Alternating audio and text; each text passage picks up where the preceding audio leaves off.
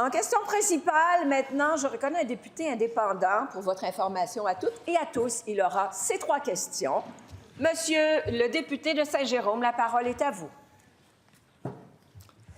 Les services publics craquent de partout. On voit des exemples chaque jour dans les questions de mes collègues. Plus personne ne peut croire qu'il s'agit d'un manque d'argent. Les dépenses de programme ont surpassé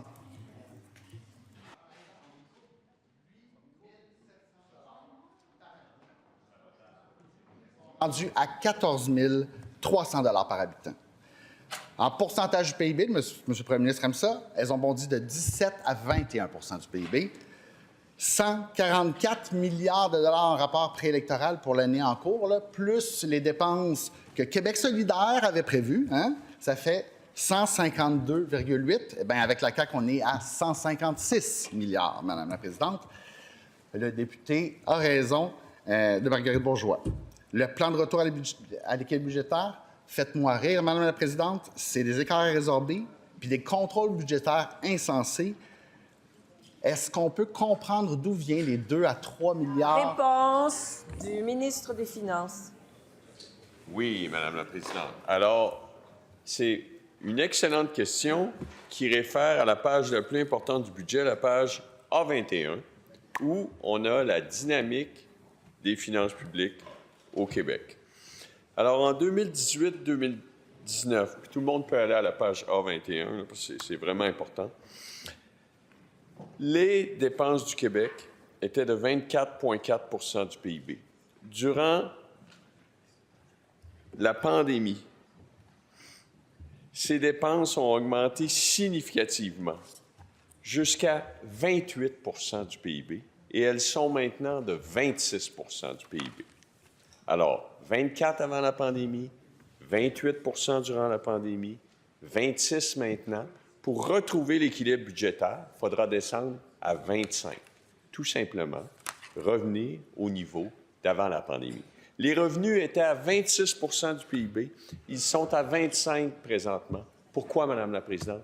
Parce que nous avons réduit les impôts. Et donc, puisque les revenus sont à 25, les dépenses devront converger de 26 à 25 pour retrouver l'équilibre budgétaire. Page A21, Madame la Présidente. Première complémentaire. J'invite le ministre à aller à la page A22, c'est pas très loin. C'est bien indiqué.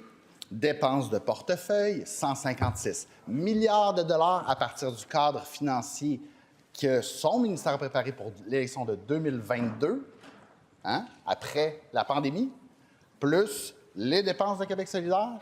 On est rendu à un gouvernement qui dépense davantage que Québec solidaire. Est-ce que c'est pas un peu gênant? La réponse du ministre des Finances.